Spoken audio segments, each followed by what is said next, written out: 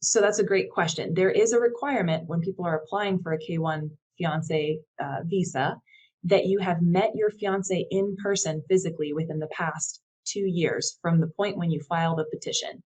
So, a lot of people were planning on meeting each other, and then their plans got canceled, unfortunately, just because of the difficulties traveling internationally with the pandemic happening. So there are very few, very, very limited exceptions to that requirement to have met in person. To my knowledge, I've not heard of any cases where people have actually applied yet to try to do it on this basis. I think that legally, I think it could potentially work. I would be willing to try. I've talked with a few people about potentially trying, but so far all of our people we've talked about it with have decided not to try it at this point. Um, so there's a way to apply for a waiver of that requirement. You have to kind of lawyer it up and make your legal argument about why it's impossible for you to meet in person.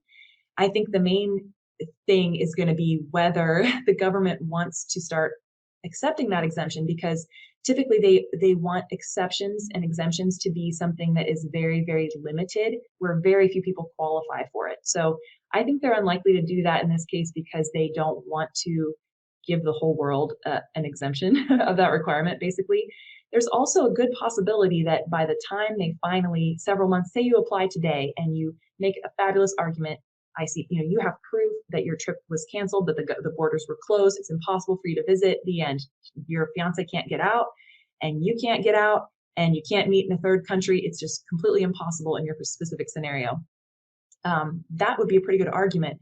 But because USCIS is sitting on these for about 6 to 8 months before making a decision, there's a good chance that at some point during that 6 to 8 months, the borders will have opened up and you would have actually been able to travel. So my main concern about the risk to try doing this would just be that maybe it's a great argument now, but by the time you get there, they're going to say, oh, well, you can travel now. And then they're going to deny it. And then you're still going to have to travel and do it that way. So it's something that could be tried.